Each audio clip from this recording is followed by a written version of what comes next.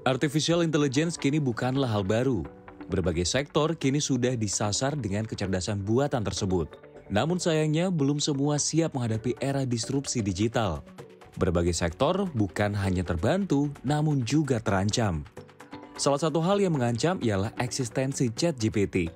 Produk kecerdasan buatan besutan OpenAI memang memiliki kelebihan dengan dapat menciptakan teks otomatis dengan gaya layaknya manusia, tidak kaku, dan terbilang instan. Berbagai pertanyaan dan perintah bisa dengan mudah dijawab, dan inilah yang mengundang ketakutan semua negara. Hal tersebut diakui Presiden Joko Widodo. Ia menyebut ketertinggalan pemerintah dunia dalam membuat aturan dan regulasi terkait perkembangan AI menjadi alasannya. Meski demikian, Jokowi mengimbau untuk tidak takut karena AI masih kalah unggul dengan manusia yang memiliki kreativitas. Kenapa kita harus takut? Kita juga tidak perlu khawatir, karena disrupsi teknologi juga tetap datang. Dan akan datang.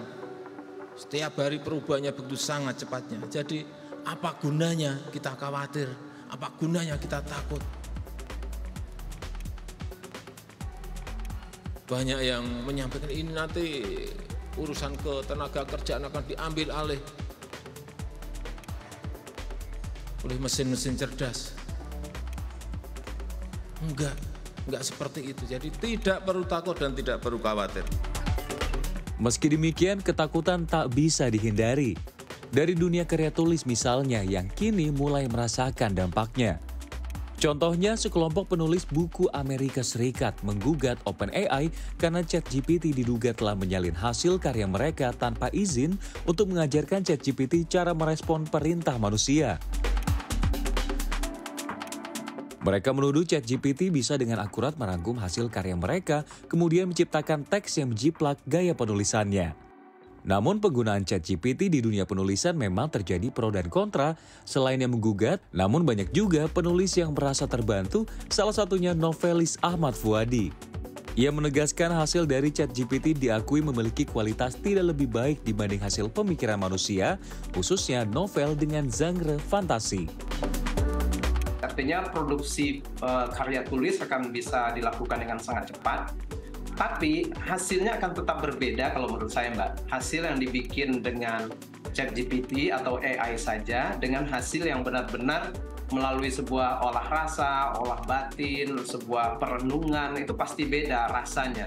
Teksturnya beda, frekuensinya beda, dan biasanya pembaca itu bisa terhanyut dengan sebuah karya tulis itu, bisa sampai ikut sedih, ikut semangat, dan segala macam adalah karya yang ditulis dari hati. Nah, ChatGPT nggak punya hati kan? Jadi menurut saya itu biarkan sajalah berjalan ya, mau itu dibikin dengan ChatGPT. Nah, kalau dari sisi kita penulis, saya melihat ChatGPT akan lebih punya peran nanti mungkin di penulisan non-fiksi. Karena kan lebih banyak tentang data, teori, dan lain-lain. Termasuk juga mungkin karya ilmiah. Sementara karya fiksi, yang tadi di sana ada emosi, ada rasa, dan segala macam, sampai saat ini ChatGPT belum sepintar itu ya. Kita nggak tahu kan ke depan akan bagaimana. Tapi apapun itu, bagi saya sebagai penulis, mending kita fokus pada kemampuan kita sebagai manusia. Dampak ChatGPT terhadap karya tulis tak hanya menyasar pada novel saja, namun juga karya ilmiah di dunia akademik. Munculnya chatbot menjadi dilema bagi dunia akademis.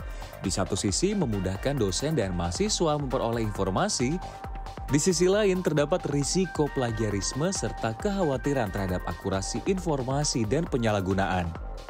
Bahkan kini diketahui beberapa perguruan tinggi di dunia termasuk beberapa kampus di Indonesia yang serius menyiapkan dokumen standar etika untuk mengatur penggunaan chatbot.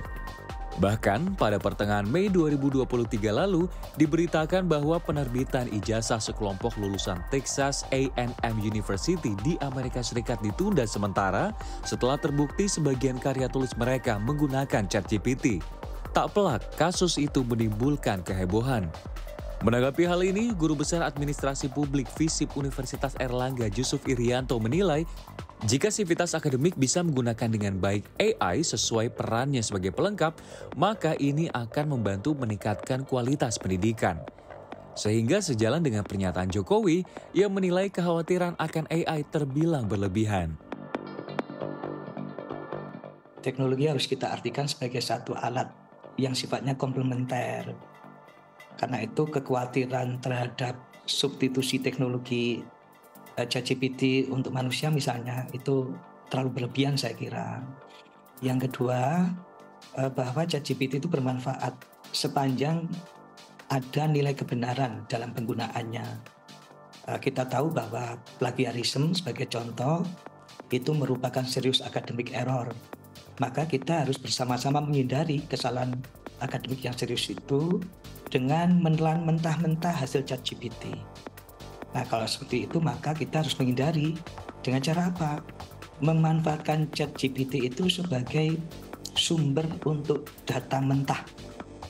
Jadi jangan sampai copy paste ya, apa yang dikatakan ChatGPT kalau kita copy, kemudian kita paste di naskah kita, jangan. Ya, itu nanti kita sudah dianggap serius academic error dan dianggap curang kita. Dalam era teknologi saat ini, jangan takut bersaing dengan AI. Mari jadikan mereka sebagai alat, bukan ancaman. Penting untuk terus belajar dan beradaptasi dengan teknologi, serta tetap mengedepankan nilai-nilai manusiawi seperti empati dan kreativitas. CNBC Indonesia, Beyond Business.